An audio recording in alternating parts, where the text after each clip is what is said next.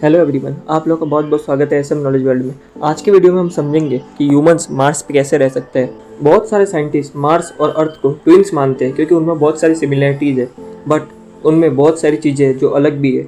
Mars और अर्थ दोनों ही सन का चक्कर लगाते हैं और उनका सेम एक्सिस टिल्ट है लगभग, क्योंकि मार्स का 25 डिग्री और वही अर्थ का 23.4 डिग्री है।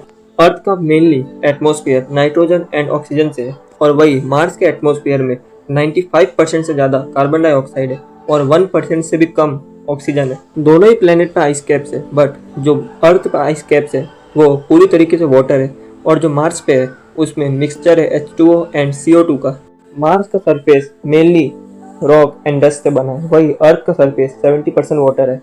अर्थ के पास एक नेचुरल सैटेलाइट है जो कि हमारा मून है, वही मार्स के पास दो नेचुरल सैटेलाइट है जिसका एक का नाम है फोबोस, दूसरे का नाम है देइमोस। नेशनल वेदर सर्विस के अकॉर्डिंग मार्स का जो एवरेज टेम्परेचर है वो -81 डिग्री फ़ारेनहाइट है और वही विंटर में ये -220 डिग्री फ़ारेनहाइट तक चला जाता है और वही समर में इसका टेम्परेचर 70 डिग्री फ़ारेनहाइट तक जाता है। हमारे अर्थ पे एक साल में 365 डेज होते हैं और ये 67,000 मील पर आवर से सन के चक्कर लगाता है और वही मार्स पे एक साल 687 डेज का होता है। अर्थ पे एक दिन 24 आवर्स का होता है और मंगल पे भी लगभग सेम ही है, 24 आवर्स 37 मिनट्स का होता है। और हमारे यहाँ सीजन्स होते हैं और वैसे ही सेम मार्स पे भी सीजन्स होते हैं, बट मार्स के टेम्परेचर ज़्यादा एक्सट्रीम होते हैं। मार्स पे भी वाटर मिला है, बट मार्स पे जो वाटर मिला है वो पूरी तरीके से आइस फॉर्म में है वहाँ की कोल्ड टेम्परेचर के अकॉर्डिंग।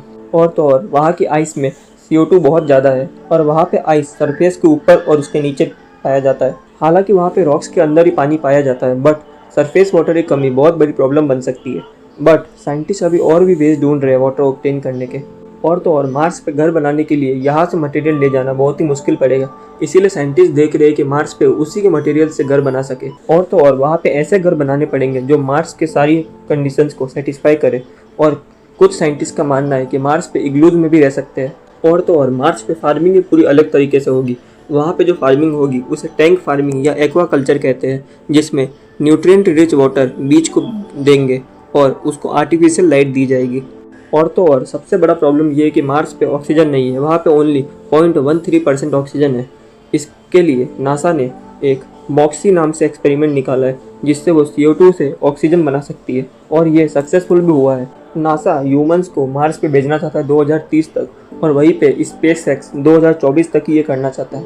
और यहाँ पे सेटल होने में कई गवर्नमेंट एजेंसी जैसे कि NASA, ESA, Roscosmos, ISRO, CNSA और बहुत प्राइवेट ऑर्गेनाइजेशन भी लगी है जैसे कि SpaceX, Lockheed Martin and Boeing company. Mars पे ग्रेविटी बहुत ज़्यादा कम है, वो हमारे अर्थ की ग्रेविटी की ओनली 38% है और कम ग्रेविटी की वजह से बहुत सारी प्रॉब्लम्स भी हो सकती है जैसे कि मसल लॉस और बोन डिमिनरलाइजेशन। मार्स का जो सरफेस एरिया है वो भी ओनली 28.4% है हमारे अर्थ के सरफेस एरिया की, बट ज़्यादा कोई फ़र्क नहीं पड़ेगा क्योंकि हमारे अर्थ पे जो लैंड है उसमें भी 29.2% ही लैंड है, बाकी सारा वाटर है। मार्स का जो रेडियस है वो अर्थ के रेडियस से हाफ है और उसका जो मास है वो अर्थ का ओनली 1/10 है, इसलिए वहाँ का वॉल्यूम भी कम है और वहाँ पे डेंसिटी भी कम है। और तो और मार्स पे मैग्नेटोस्फीयर बहुत ही कम है जिससे कि कॉस्मिक रेडिएशन और सोलर रेडिएशन बहुत ही आसानी से आ सकते हैं। और तो और यहाँ के थिन एटमॉस्फेयर की वजह से अल्ट्रावायलेट सनलाइट फिल्टर नहीं हो पाएगी जिससे कि एटम्स के मॉलिक्यूलर बॉन्ड इनस्टेबल हो जाएंगे।